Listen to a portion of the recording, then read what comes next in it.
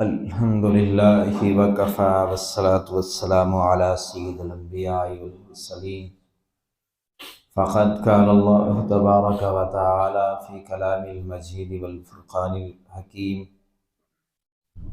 اعوذ باللہ من الشیطان الرجیم بسم اللہ الرحمن الرحیم وَإِنَّكَ لَعَلَىٰ خُلُقٍ عَظِيمٍ صدق اللہ ومولانا العظیم وبلغنا رسوله النبی الکریم ونحن علی ذلک لمن الشاہدین والشاکرین والحمد للہ رب العالمین رب اشرح لی صدری ویسر لی امری واحلل عقدۃ من لسانی یفقهوا قولی رب زدنی علما رب زدنی علما رب زدنی علما ان اللہ وملائکتہ یصلون علی النبی یا ایھا الذین آمنوا صلوا علیہ وسلموا تسلیما اللہم صل علی محمد وعلی آل محمد کما صلیت علی ابراہیم وعلی آل ابراہیم انک حمید مجید اللہم بارک علی محمد وعلی آل محمد کما بارکت علی ابراہیم وعلی آل ابراہیم انک حمید مجید۔ میرے محترم بزرگوں، عزیز نوجوان بھائیوں، ساتھیوں، پیارے نبی صلی اللہ علیہ وسلم کے حسن اخلاق کے بارے میں ہماری گفتگو جاری ہے، اور حضور کے اخلاق کے واقعات میں آپ کے سامنے تسلسل کے ساتھ بیان کر رہا ہوں۔ آج کی گفتگو کے آغاز پر ایک ہندو شاعر پنڈت ہے جس کا نام ہے ہری چند اختر۔ اس نے ہندو ہونے کے باوجود جب ہمارے نبی کی سیرت اور حسن اخلاق، حسن کردار کو پڑھا تو حضور کی شان میں کئی موقعوں پر گفتگو بھی کی، شعر بھی کہے۔ یہ اشعار ہیں کچھ جو ہندو شاعر حضور صلی اللہ علیہ وسلم کے بارے میں کہہ رہا ہے۔ کہتا ہے، کس نے قطروں کو ملایا اور دریا کر دیا، کس نے قطروں کو ملایا اور دریا کر دیا، کس نے ذروں کو اٹھایا اور صحرا کر دیا، کس کی حکمت نے یتیموں کو کیا در یتیم، کس کی حکمت نے یتیموں کو کیا در یتیم، اور غلاموں کو زمانے بھر کا امام کر دیا۔ کہہ دیا لا تقنطو، اختر کسی نے کان میں، اور دل کو سر بسر محو تمنا کر دیا۔ آدمیت کا غرض سامان مہیا کر دیا، ایک عرب نے آدمی کا بول بالا کر دیا۔ یہ ہندو شاعر اپنے انداز میں حضور کو خراج عقیدت پیش کر رہا ہے، حضور کے حسن اخلاق کے واقعات پڑھ کے۔ اور کئی صدیاں بعد، اور ہمارے پیارے نبی صلی اللہ علیہ وسلم کے اخلاق کے واقعات ہیں ہی ایسے کہ جو آج کے دور میں حضور کے دنیا سے جانے کے تقریباً 14.5-15 صدیاں بعد ان واقعات کو سنتا ہے، پڑھتا ہے تو اس جگہ پہ پہنچنے پہ مجبور ہو جاتا ہے کہ ان جیسے اخلاق دنیا میں کسی انسان کے اندر ممکن نہیں ہے۔ آج بھی میں ایک، یا اگر ٹائم ملا تو دوسرا واقعہ بھی سناؤں گا۔ حضور نبی کریم صلی اللہ علیہ وسلم کی نبوت سے پہلے حضور کا نکاح حضرت سیدہ خدیجہ الکبریٰ رضی اللہ تعالی عنہا کے ساتھ ہوا تھا۔ انہوں نے جو حضور کو مختلف چیزیں ہدیے کے طور پہ دی تھیں، ان میں ایک بڑا خوبصورت ہدیہ تھا زید ابن حارثہ کی صورت میں کہ وہ غلام حضور کو خدمت کے لیے دے دیا تھا۔ زید بن حارثہ کے بارے میں آج بات کرنا چاہوں گا۔ ان کے قبیلے کا نام تھا قبیلہ بنو کلب، اور یہ حارثہ بن شراحیل کے بیٹے تھے زید۔ حضرت زید ابھی 8 سال کی عمر کے بچے تھے کہ ان کی والدہ ان کو لے کے اپنے میکے گئی، یعنی زید کے نانکے۔ اور اس دور میں ہوتا یہ تھا کہ لوگ جنگوں کے اندر دشمن سے عورتیں، مال، بچے چھین لیتے تھے، مال پہ قبضہ کر لیتے، عورتوں کو لونڈیاں بنا لیتے، بچوں بڑوں کو جو قابو میں آتے غلام بنا لیتے۔ اور یہ سلسلہ صرف جنگوں تک نہیں ہوتا تھا کہ ملکوں کی جنگیں ہیں اور اس میں ہوتا ہے، یہ معاملہ قبیلوں کی جنگوں میں، خاندانوں کی جنگوں میں بھی ہو جایا کرتا تھا۔ بلکہ یہ والا معاملہ جو طاقتور قبائل تھے نا، یا طاقتور گروہ تھے، بڑے بڑے ڈاکو، بڑے بڑے ڈکیتوں کے جو گروہ ہوتے تھے، وہ بھی یہ والا کام کرتے تھے، مختلف قافلوں کو لوٹنا، مختلف خاندانوں کے لوگوں کو لوٹنا۔ اور جس طرح مال لوٹا جاتا تھا، بچے، عورتیں اور آدمیوں کو بھی لوٹ لیا جاتا تھا۔ اور جس طرح بازاروں میں دیگر چیزیں بکتی ہیں، انسان بھی، بچے بھی، عورتیں بھی بازاروں میں بکا کرتے تھے۔ اور یہ جو بازاروں میں انسان بکتے تھے، ان کو کہتے تھے غلام۔ بازاروں میں بکنے والوں کو کیا کہتے تھے؟ غلام۔ عورتیں ہیں تو لونڈیاں۔ اس طرح لوگ منڈیوں سے عورتوں، بچوں اور آدمیوں کو خرید سکتے تھے، اور رواج تھا یہ۔ خیر، زید بن حارثہ کی والدہ اپنے میکے آئی ہیں اور اس بچے کو بھی لے کے آئی ہیں ساتھ، اور وہاں پر بنو قیس ایک قبیلہ تھا، یہ بڑے لڑاکے تھے۔ بنو قیس کے قبیلے کے لوگوں نے ان کے علاقے پہ حملہ کیا، اور یہاں سے مال بھی لوٹا، مال کے علاوہ جو عورتیں قابو آ گئیں، جو بچے قابو آ گئے، لوٹ کے وہ لے گئے۔ جو چیزیں وہ بنو قیس والے لوٹ کے لے گئے، ان میں زید بھی تھے، زید ابن حارثہ رضی اللہ تعالیٰ عنہ، جن کی عمر 8 سال تھی۔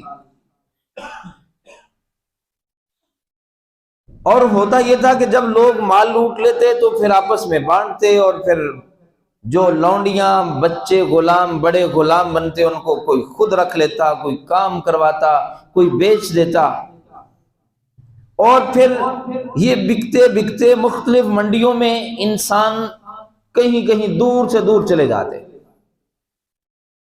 یہ بلال حبشی حبشے کے رہنے والے تھے، سلمان فارسی فارس کے رہنے والے تھے۔ مختلف علاقوں سے لوگ غلام خریدتے بیچتے، خریدتے بیچتے، کہیں کے کہیں چلے جاتے۔ طائف کے قریب ایک میلہ لگا کرتا تھا، آج تک بھی کئی علاقوں میں میلے، منڈیاں، بازار لگتے ہیں،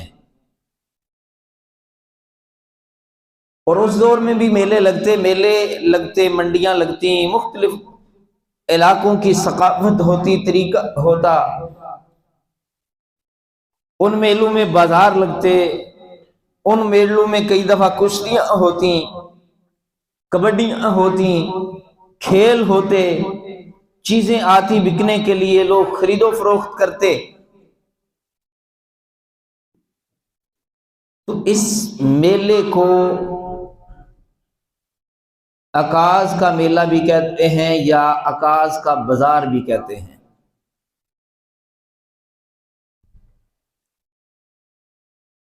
اب دیکھیے، عکاظ کے بازار میں میلہ لگا ہوا ہے، بازار سجے ہوئے ہیں، گہما گہمی ہے، غلام بھی بک رہے ہیں، لونڈیاں بھی بک رہی ہیں، چیزیں بھی بک رہی ہیں، مختلف جو اس دور میں میلے میں ہوتا تھا سب کچھ ہو رہا ہے۔ حضرت خدیجہ کے ایک بھتیجے ہیں حکیم بن حزام، وہ بھی نکلے ہوئے بازار عکاظ میں پہنچ جاتے ہیں۔ وہاں پر جہاں پر یہ غلاموں کا بازار تھا نا، لونڈیاں، غلام، بچے، جوان سارے بکنے کے لیے مالک لے کے کھڑے ہیں بیچنے کے لیے۔ تو حکیم بن حزام کی نظر ان میں سے ایک گگلے مگلے بچے پر، رنگ گورا چٹا پیارا، اس کی سنجیدگی اور اس کا چہرہ بچپن میں ہی بتا رہا ہے کہ یہ کوئی سلیم الفطرت ہے۔ حکیم بن حزام کی نظر رک جاتی ہے، قدم جم جاتے ہیں، جیسے سانس ٹھہر جاتی ہے۔ عام طور پر غلاموں کا حال زیادہ تر مندہ ہوتا تھا، کیونکہ وہ بیچارے غلام غلامی کے مارے، غلاموں کے میلے کچالے کپڑے، رنگ گدلے، لیکن یہ والا بچہ خوبصورت، بکتے بکاتے یہ حضرت زید بن حارثہ یہاں پہنچ چکے تھے۔ حکیم بن حزام کی نظر پڑی تو دل میں خیال آیا، میری پھپھو خدیجہ، سب کہہ دو رضی اللہ تعالی عنہ، یہ میں غلام خریدتا ہوں اور ان کو دیتا ہوں، یہ کوئی اچھا بچہ ہے، ان کے کام کاج کے بڑا بہتر کام آئے گا۔ حکیم بن حزام نے سودا کیا، زید بن حارثہ کو، اس بچے کو خرید لیا اور لے کے سیدہ خدیجہ کے پاس پہنچ گیا، اپنی پھپھو کے پاس۔ پھپھو کو کہا یہ بازار گیا تھا آج میں، غلاموں میں یہ بچہ مجھے بڑا بھلا لگا ہے، اچھا لگا ہے، تو میں نے اس نیت سے کہ میں آپ کو دوں، یہ آپ کے بڑا کام آئے گا، بڑا اچھا بچہ لگتا ہے، تو آپ کے لیے لے کے آیا ہوں، اس کو اپنی خدمت کے لیے رکھو۔ سیدہ خدیجہ رضی اللہ تعالیٰ عنہا نے، جو امیر مالدار خاتون تھی، کئی غلام تھے ان کے، کئی باندیاں تھیں ان کی، کوئی ان کو غلاموں کی کمی نہیں تھی، پیار کے ساتھ اس بچے کو رکھا، جس طرح وہ غلاموں سے حسن سلوک کرتی تھی ان کے ساتھ بھی کیا۔ تھوڑے عرصے کے بعد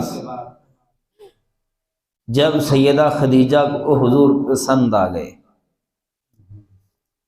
سبحان اللہ،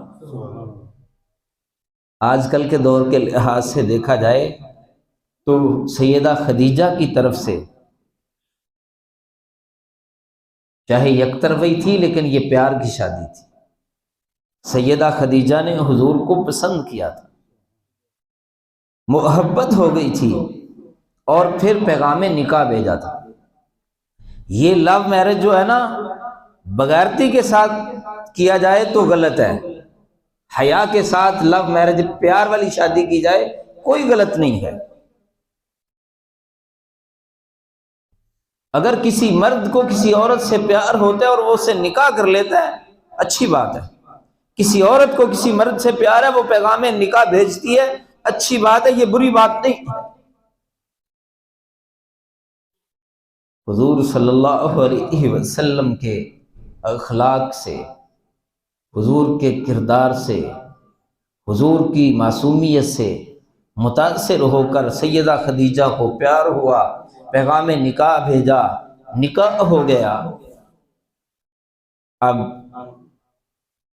مالداری میں سیدہ خدیجہ آگے تھی، زیادہ مالدار تھی۔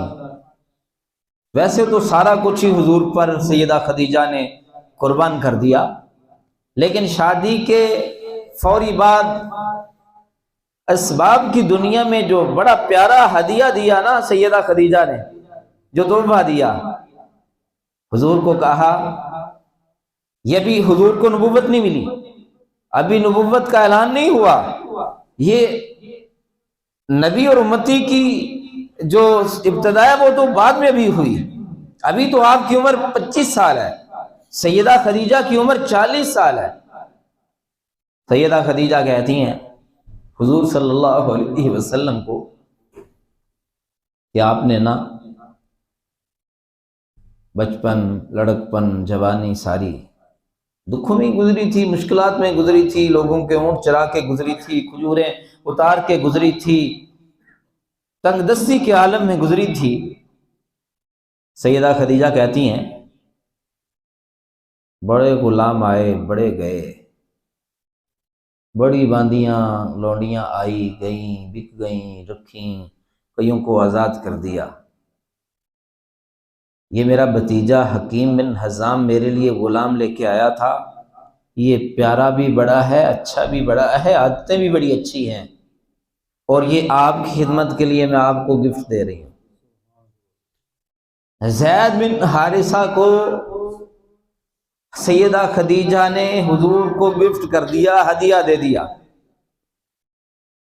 قربان جاؤں میں آقا کی شان پر، آقا کے حسن اخلاق پر۔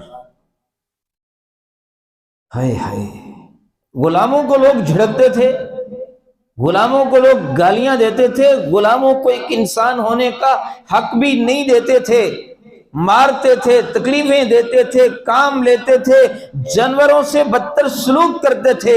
لیکن قربان جاؤں میں آمینہ کے لختے جگر پر، آمینہ کے پیارے لال پر، حضور سرور کونین صلی اللہ علیہ وسلم پر، جو لوگوں کو بتانے آئے تھے کہ آقا ہے کہ غلام ہے، بحیثیت انسان تو اللہ نے کوئی فرق ہی نہیں رکھا۔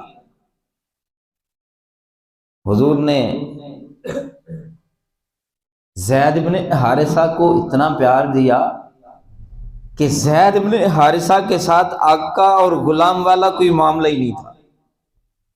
کام کی ضرورت پڑتی تو حضور زید بن حارثہ کے ساتھ مل کے کام کر لیتے، ساتھ کہیں پہ جانا ہوتا تو یہ سٹائل ہی نہیں تھا کہ یہ غلام ہے اور میں آقا ہوں۔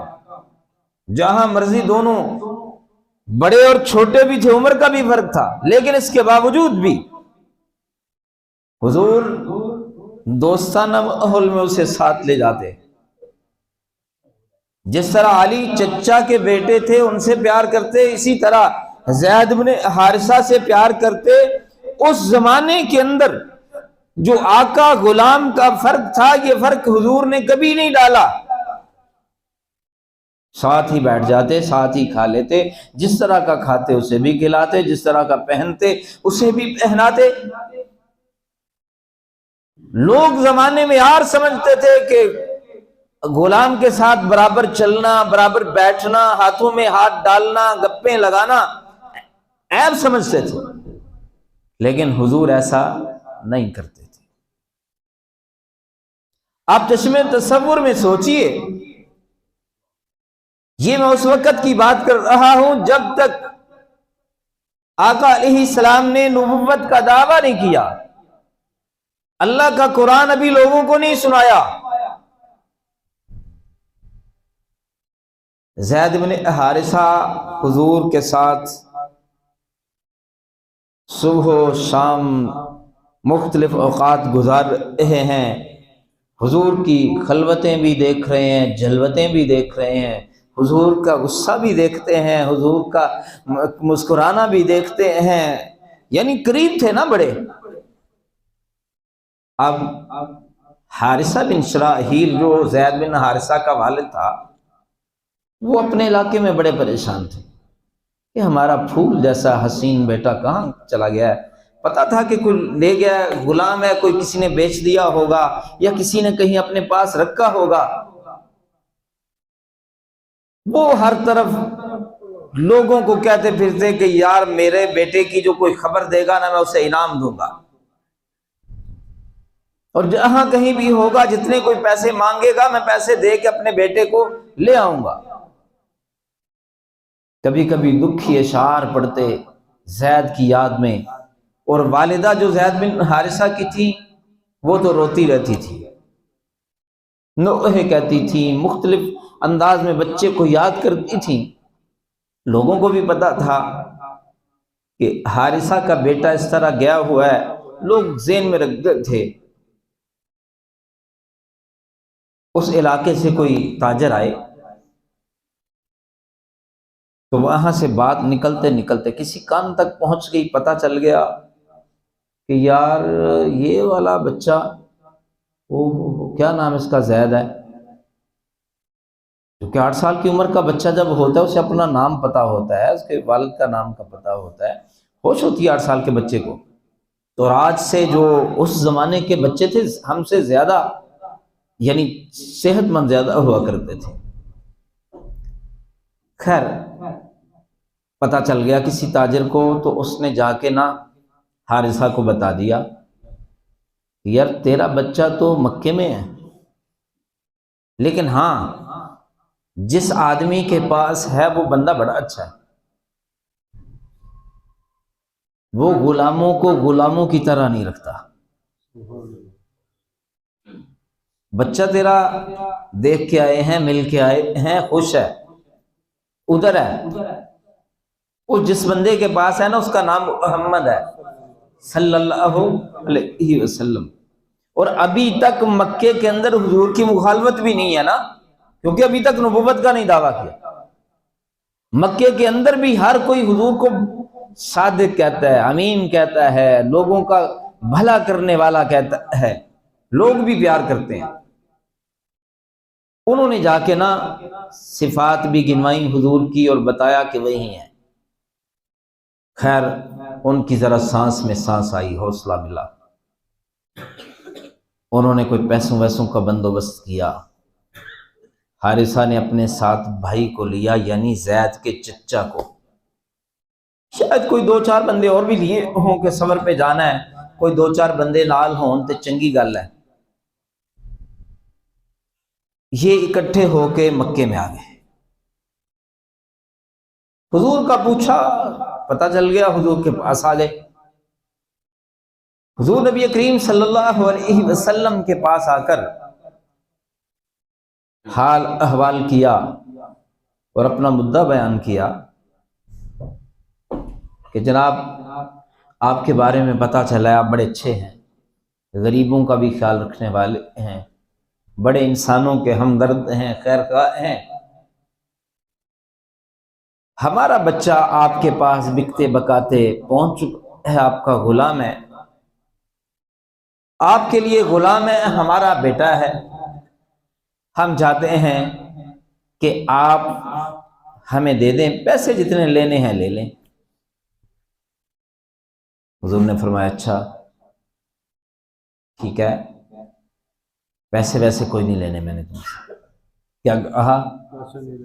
ہائے ہائے ہائے، پہلا اخلاق دیکھو، بندے کے اندر نا کوئی انسانی خوبیاں ہونی چاہیے، ہر چیز پیسے کو مت سمجھنا چاہیے۔ حضور نے فرمایا پیسے ویسے کوئی نہیں لیتا، اور میں زید کو آزاد کرتا، میں زید کو، زید آزاد ہو گیا۔ حضور نے فرمایا ایک بات ہے میری، زید کو تمہارے سامنے میں نے آزاد کر دیا ہے، زید اب آزاد ہے، غلام نہیں ہے، لیکن زید اگر اپنی خوشی کے ساتھ آپ کے ساتھ جانا چاہے تو چلا جائے، لیکن اگر وہ اپنی خوشی سے میرے پاس رہنا چاہے تو پھر آپ کو بھی اعتراض نہیں ہونا چاہیے۔ ہائے ہائے ہائے، وہ کہنے لگے جی بالکل، یہ تو بڑی معقول بات کی آپ نے، بڑی اچھی بات کی ہے، آزاد کر دیا آپ نے۔ اب زید سیانا ہو چکا ہے، بڑا ہو چکا ہے، اب زید اگر خوشی سے ہمارے ساتھ جائے گا تو لے کے جائیں گے، کیوں نہیں جائے گا خوشی کے ساتھ؟ حضور نے فرمایا اس وقت زید فلاں جگہ پہ ہوگا، حضور ساتھ بھی نہیں گئے تاکہ یہ نہ سمجھ لیں کہ کوئی پتہ نہیں اندر کا آتے کوئی اشارہ، کوئی یہ وہ کوئی ڈر، کوئی مسئلہ ہو۔ حضور نے فرمایا وہاں ہے یا کسی کو ساتھ بھیج دیا ہوگا۔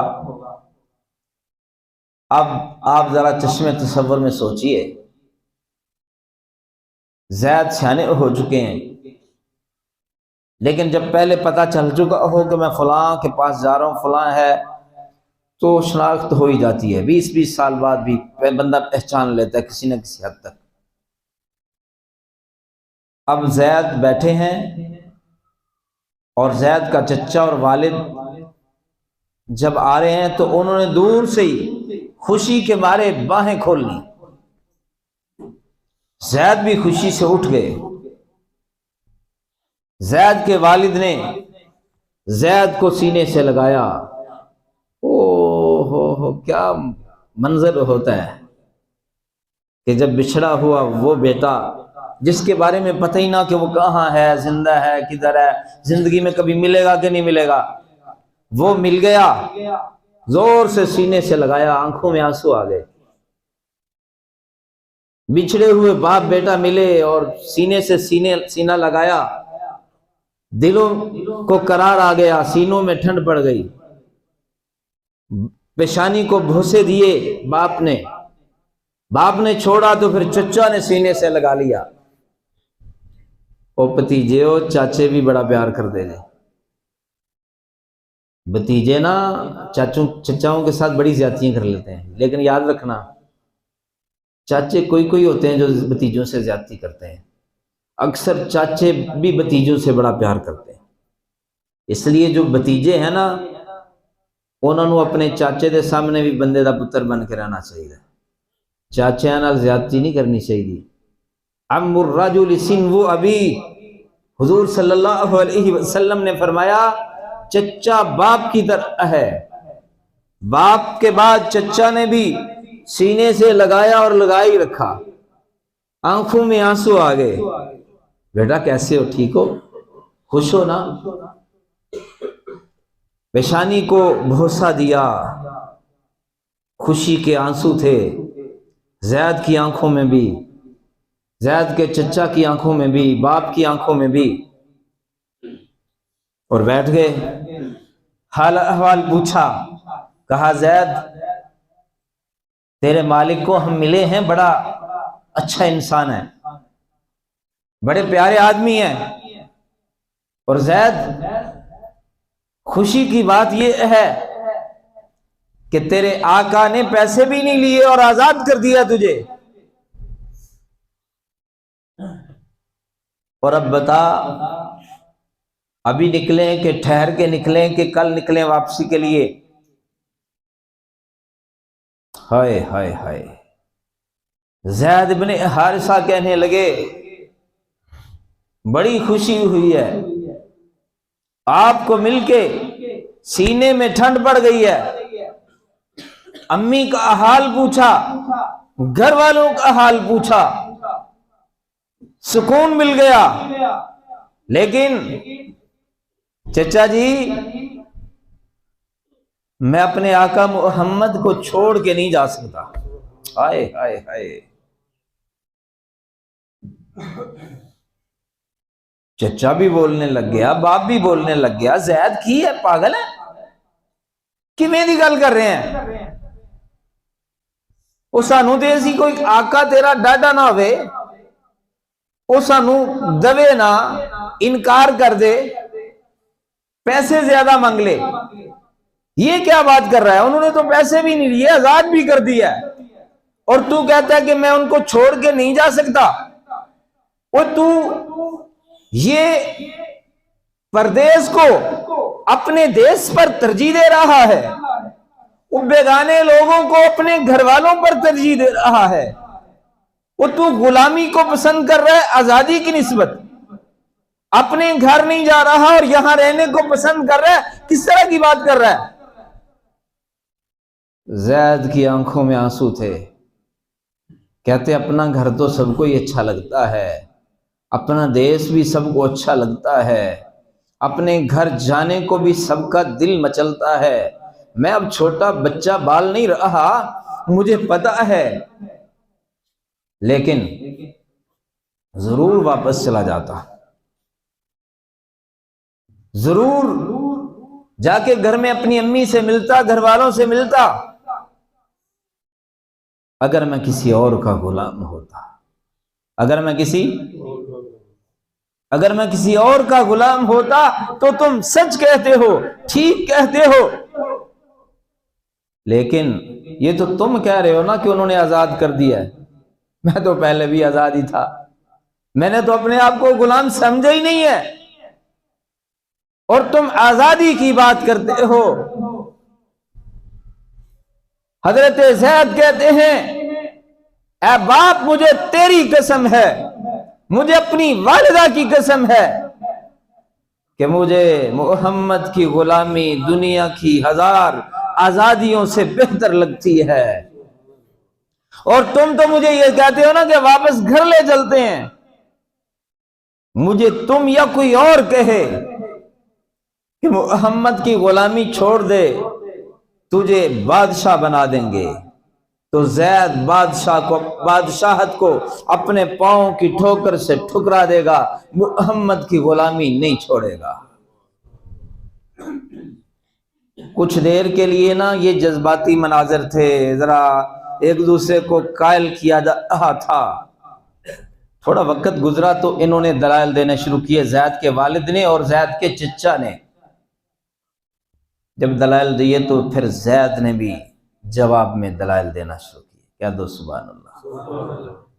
زید نے جب اپنے آقا کی خصوصیتیں گنوانا شروع کر دیں, زید نے جب اپنے آقا محمد کا رویہ بتانا شروع کر دیا, جب حضور کی خلوتوں کے بارے میں بتانا شروع کیا, جلوتوں کے بارے میں بتانا شروع کیا, اپنے آقا کی قربتوں کے بارے میں بتانا شروع کیا, قربان جاؤں میں زید تیری استقامت پر, تیری محبت پر.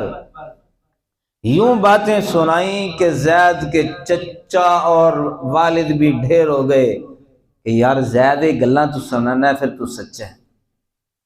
جی زید ایسا دی گل ہے. زید نے کہا پاگل نہیں ہوں, کوئی بھی اپنے باپ پر کسی غیر کو ترجیح نہیں دے سکتا, لیکن تمہارا دل نہ ٹوٹے. تو زید یہ کہنے میں حق بجانب ہے کہ زید کو اس وقت دنیا کی ساری محبتیں ترک کرنا پڑ جائیں. مجھے معلوم ہے جب میں ماں سے ملوں گا, ماں کی ممتا کی کیفیت کیا ہوگی, محبت کا عالم کیا ہوگا. میں جانتا ہوں اپنے خاندان میں میری قدر و منزلت کیا ہوگی. لیکن سچی بات یہ ہے کہ جب باپ میرے سے جدا ہوگا, مجھے اس کی بھی تکلیف ہے. یہ جدائی ہے, چچا کی جدائی جدائی ہے, بہن بھائیوں کی جدائی جدائی ہے, ماں کی جدائی جدائی ہے, لیکن محمد کی جدائی الگ جدائی ہے. ساری جدائیاں ایک طرف, محمد کی جدائی ایک طرف, سب کی قربتیں ایک طرف, محمد کی قربت ایک طرف. زید یہ فیصلہ کر چکا ہے کہ باپ کی جدائی برداشت کر لے گا. زید فیصلہ کر چکا ہے چچاؤں کی جدائی برداشت کر لے گا. زید فیصلہ کر چکا ہے بہن بھائیوں کی جدائی برداشت کر لے گا. اپنے گھر, کنبے, قبیلے, علاقے کی جدائی برداشت کر لے گا. آزادیوں سے جدائی برداشت کر لے گا, لیکن محمد کی جدائی برداشت نہیں کر سکتا. ہائے ہائے. زید نے نا حضور تک ان کو آنے ہی نہیں دیا، پہلے ہی قائل کر لیا کہ مینوں ایویں تنگ نہ کریو، ایویں آقا دے کول جا کے سفارشاں نہ کروایو، مینوں زیادہ پریشان نہ کریو، تہاڈی محبت میرے دل چ بہت زیادہ ہے، لیکن تسی جوں جوں مینوں اس چیز سے فورس کرو گے، مینوں زور لاؤ گے، میرے واسطے مسئلہ بنے گا، مینوں تکلیف ہوئے گی۔ حضرت زید کہتے ہیں میری تکلیف میں اضافہ نہ کرو، جب کسی بھی صورت میں اپنے آقا محمد سے جدا نہیں ہو سکتا تو میرے اگر تم چچا ہو، میرے باپ ہو، میرے سے پیار کرتے ہو تو جب مرضی میرے پاس آنا، جب مرضی مجھے ملنا، لیکن محمد کی جدائی کا غم مجھے دینے کی کوشش نہ کرو۔ مان گئے، وہ کہنے لگے کوئی بات نہیں بیٹا، تو اگر یہاں خوش ہے تو کوئی بات نہیں ہے۔ والدین تو پھر اپنے بچوں کی خوشی کے لیے بڑا کچھ کرتے ہیں نا، جب بچے ضد کر جاتے ہیں۔ ہائے ٹائم آگے ہو، کافی لیٹ ہو گیا، آخری بات ذرا سمجھ لیجئے۔ جب حضور کو پتہ چلا حضور بڑے ہی خوش ہوئے۔ جب زید حضور کے پاس آئے نا تو خبر پہلے مل چکی تھی، حضور کھڑے ہو گئے، حضور نے بھی زید کو سینے سے لگایا۔ ہائے ہائے، ایک باپ نے سینے سے لگایا تھا، چچا نے سینے سے لگایا تھا، حضور تو روز لگاتے تھے لیکن آج جو سینے سے لگایا، آج کا منظر ہی الگ تھا، آج کا مزہ ہی الگ تھا۔ آج حضور نے زید کو سینے سے لگایا ہے اور محبت کے ساتھ حضور کی آنکھوں سے بھی موتیوں جیسے محبت بھرے آنسو ٹپک پڑے۔ کہا زید مجھے پہلے بھی پتا تھا تو میرے سے پیار کرتا ہے، لیکن اتنا کرتا ہے اور یہ تو مجھے آج پتا چلا ہے۔ تجھے صرف غلامی سے آزادی نہیں دی، ہاتھ پکڑا، کہا چل میرے ساتھ۔ زید کو پکڑ کے حضور بیت اللہ کے صحن میں لے آئے۔ بیت اللہ کے صحن میں بڑے بڑے قریش کے سردار بیٹھے تھے، لوگ بیٹھے تھے۔ حضور نے کہا اے قریش کے سرداروں، گواہ ہو جاؤ، یہ زید میرا غلام تھا، میں نے غلامی سے آزاد کیا، صرف غلامی سے آزاد نہیں کیا، گواہ ہو جاؤ آج کے بعد یہ زید میرا بیٹا ہے، زید میرا بیٹا ہے۔ ہائے ہائے ہائے، حضور نے بھی پھر حق ادا کر دیا نا محبت کا۔ حضور نے پھر حضرت زید ابن حارثہ کو منہ بولا بیٹا بنایا تھا۔ اس طرح ہو گیا تھا پھر مکے میں کہ زید بن حارثہ کو لوگ زید بن حارثہ نہیں کہتے تھے، زید بن محمد کہتے تھے۔ یہ تو بعد میں جب اللہ نے حضور کو نبوت دی پھر اللہ تعالیٰ نے منع کر دیا کہ جو سگا باپ ہوتا ہے نا، حقیقی باپ وہی ہوتا ہے۔ آپ کے یہ منہ بولے بیٹے ہیں لیکن یہ سگے بیٹے نہیں ہیں۔ اس پر میں انشاءاللہ اگلے جمعے جو تھوڑی سی کو بات بتاؤں گا سگے بیٹے کے حوالے سے اور ان کی وفات کے حوالے سے۔ جو باتیں میں نے کی ہیں اللہ سمجھ کر عمل کی توفیق عطا فرمائے۔ وآخر دعوانا الحمدللہ رب العالمین۔